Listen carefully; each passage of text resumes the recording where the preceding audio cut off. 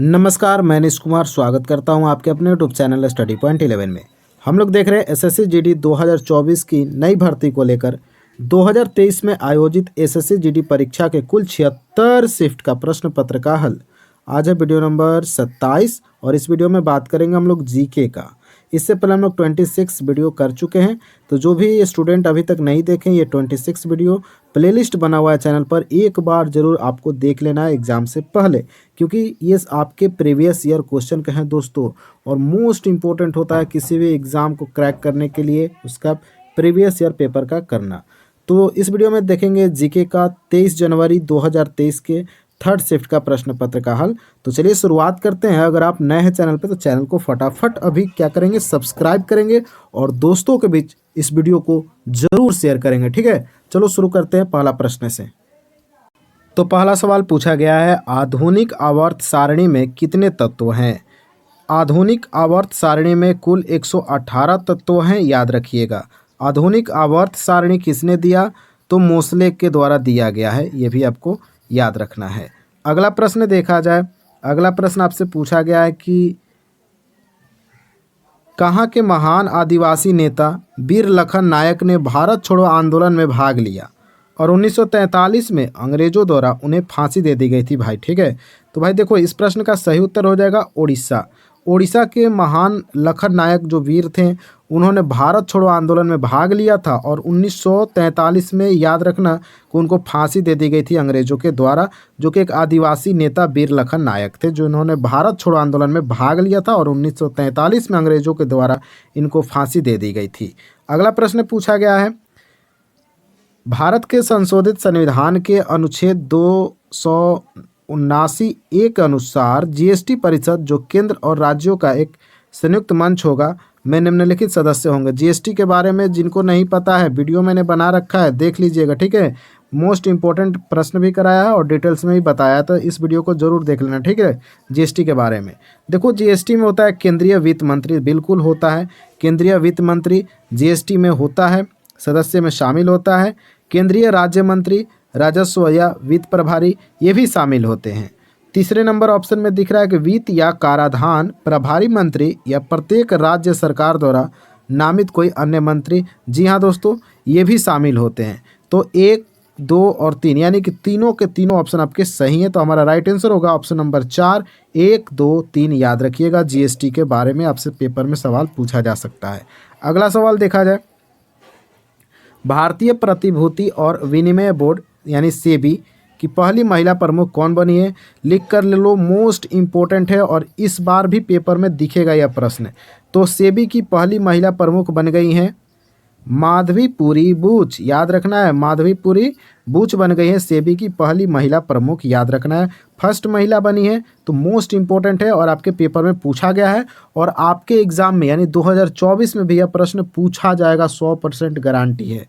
अगला सवाल, कबड्डी के खेल के एक समय में प्रत्येक पक्ष से कितने खिलाड़ी को फील्ड में खेलने की अनुमति होती है? नहीं मालूम है, प्रो कबड्डी देख लो, ठीक है। जिसको भी नहीं मालूम है कबड्डी के बारे में, प्रो कबड्डी एक दिन देख लो, सब कुछ समझ में आ जाएगा, जो कि अभी खेला जा रहा है। जिस प्रकार से क्रिकेट का आईपीएल खेला जाता है, वैसे ही प्रो कबड्डी कबड्डी का खेला जा रहा है।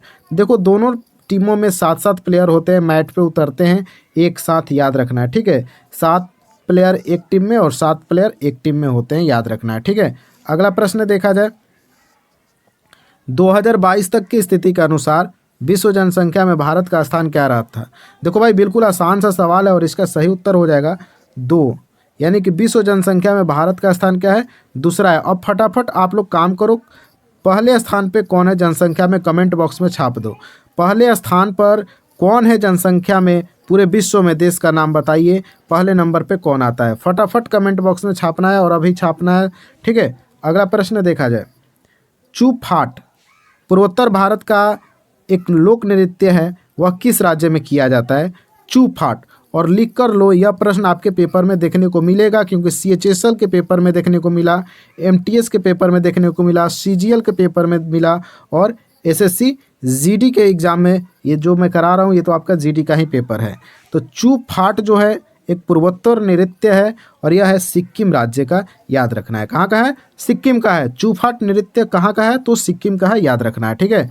अगला प्रश्न, एक प्रसिद्ध तमिल महाकाव्य शिल्पाधिकारम की संरचना जो है इलंगो नामक एक कवि ने लगभग कितने वर्ष पहले की थी।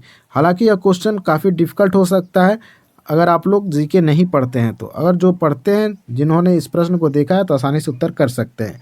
तो देखिए, एक प्रसिद्ध तमिल महाकाव्य शिल्पाधिकारम, याद रखना है शिल्पाधिकारम, जो कि तमिल महाकाव्य के लेखक हैं इलंगो, इनकी रचना का नाम क्या है इलंगो, और इन्होंने कब रचना किया तो 1800 में, याद रखना है कब 1800 में। ये इलंगो भी याद रखिएगा, पेपर में पूछा जा सकता है किसका है तो शिल्पाधिकारम का है, जो कि तमिल महाकाव्य लिखा करते थे और 1800 में इलंगो नामक लिखा है। ठीक है, अगला प्रश्न, शहरों में जल स्रोतों के संरक्षण तथा इस्तेमाल शुदा पानी को दोबारा इस्तेमाल करने और उसे रीसाइकिल करने, सीवर और गदले पानी के प्रबंधन, जलापूर्ति के दायरे तथा पानी की गुणवत्ता व मात्रा के बारे में प्रदान की जाने वाली सेवाओं का मूल्यांकन किया जा सके के लिए है। देखिए दोस्तों, इसका सही उत्तर होगा पेय जल सर्वेक्षण।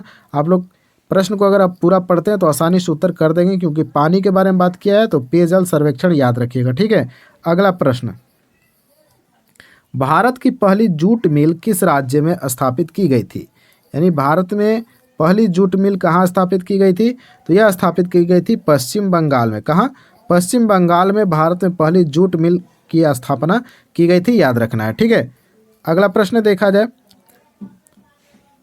कितने ग्राम द्वारा 4 किलो कैलोरी ऊर्जा मिलती है। ऑप्शन पढ़ते हैं, 4 ग्राम वसा, 1 ग्राम शर्करा, 4 ग्राम प्रोटीन या 1 ग्राम प्रोटीन। इसका सही उत्तर हो जाएगा 1 ग्राम प्रोटीन। यानी 1 ग्राम प्रोटीन के द्वारा 4 किलो कैलोरी ऊर्जा हमें प्राप्त होती है, याद रखिएगा। 1 ग्राम प्रोटीन से कितना ऊर्जा प्राप्त होती है तो 4 किलो कैलोरी, याद रखना है। अगला प्रश्न देखा जाए, हरित क्रांति के दौरान किसानों ने का उपयोग करके फसलों की खेती की। देखिए दोस्तों, जब हरित क्रांति आया भारत में तब अधिक उपज वाली किस्मों के बीज का इस्तेमाल किया गया भारतीय किसानों के द्वारा।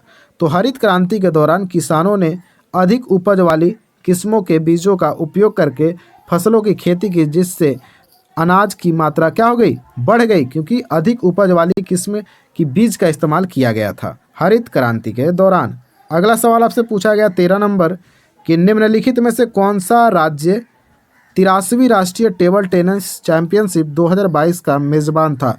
टेबल टेनिस याद कर लो, टेबल टेनिस याद कर लो, यहाँ से प्रश्न हर एग्जाम में पूछा जाता है टेबल टेनिस स्पोर्ट से, खेल से। ठीक है, तो कम से कम टेबल टेनिस के बारे में जो जो आयोजन कराया जाता है ट्रॉफीज़ का, जैसे Australian open, France open, Wimbledon, America open, ये सारे फैक्ट आपको याद रहने चाहिए कि कब किसने कौन सा ट्रॉफी जीता है। तो 83वीं राष्ट्रीय टेबल टेनिस चैंपियनशिप 2022 का मेज़बान देश था, राज्य था मेघालय। अपना मेघालय याद रखना है। ठीक है, मेघालय में 83वीं राष्ट्रीय टेबल टेनिस चैंपियनशिप 2022 का आयोजन किया गया है। अगला सवाल पूछा गया आपसे कि निम्नलिखित में से किसने कथक नृत्य शैली के विकास के लिए पुरस्कार और मान्यता प्राप्त की है।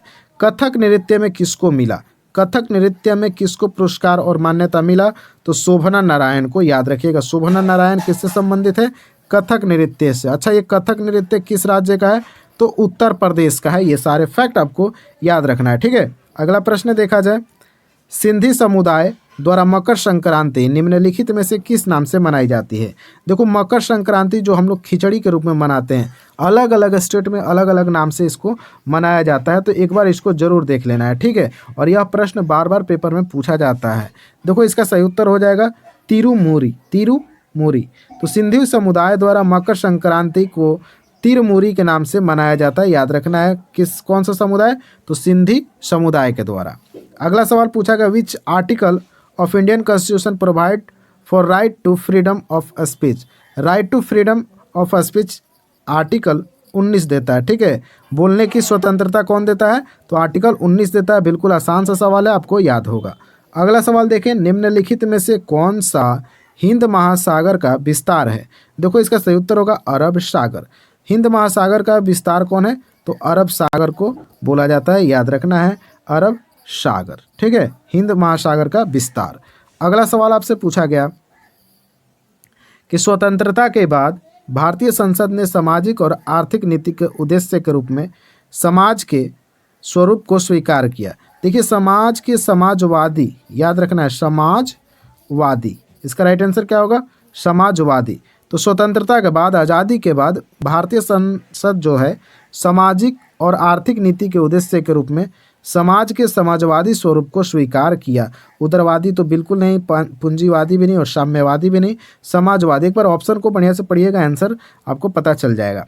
अगला सवाल पूछा गया कि भारत के किस केंद्रीय मंत्री ने नवंबर 2022 में सी डॉट, कौन सा डॉट? सी डॉट परिसर दिल्ली में उद्यमिता सेल व नवाचार केंद्र का उद्घाटन किया? तो अश्विनी वैष्णव इसका सही उत्तर हो जाएगा। अश्विनी वैष्णव के द्वारा सी डॉट परिसर दिल्ली में उद्यमिता सेल व नवाचार केंद्र का उद्घाटन किया गया था अश्विनी वैष्णव के द्वारा। अगला प्रश्न और आज का हमारा अंतिम प्रश्न है। अभी तक अगर वीडियो भाई आपने लाइक नहीं किया तो वीडियो को लाइक कर दो फटाफट और कमेंट में अपनी समस्या भी लिख दो, और जो प्रश्न पूछा जाता है वीडियो के दौरान उसको भी ज़रूर लिखो, जो कि लिख दोगे तो हमेशा के लिए याद होगा, एग्ज़ाम में कन्फ्यूज़न नहीं रहेगी उस प्रश्न को लेकर। तो कमेंट बॉक्स में अपना उत्तर ज़रूर छापो, ठीक है। एक वर्ष में उत्पादित वस्तु और सेवाओं का कुल मूल्य राष्ट्रीय आय को निरूपित करता है, तो ये हो जाएगा अंतिम। तो एक वर्ष में उत्पादित अंतिम वस्तुओं और सेवाओं का कुल मूल्य राष्ट्रीय आय को क्या करता है? निरूपित करता है, दर्शाता है, याद रखना है। तो ये था हमारा आज का अंतिम प्रश्न और आंसर भी अंतिम था। तो चलो, यह वीडियो कैसा लगा कमेंट बॉक्स में ज़रूर बताना। नए हो तो चैनल को फटाफट सब्सक्राइब करो, बेल आइकन दबा लो पूरे एग्जाम तक, ठीक है। अभी हिंदी का भी मैं सीरीज लेकर आने वाला हूँ। जो प्रश्न 2023 के एग्जाम में पूछा गया था, एक एक प्रश्न को कराने वाला हूँ टॉपिक वाइज। तो चैनल को जल्दी से सब्सक्राइब करो, बेल आइकन दबाओ और अपने दोस्तों के बीच भी इस वीडियो को शेयर कर दो। मिलते हैं अब नेक्स्ट वीडियो में, तब तक के लिए जय हिंद, जय भारत।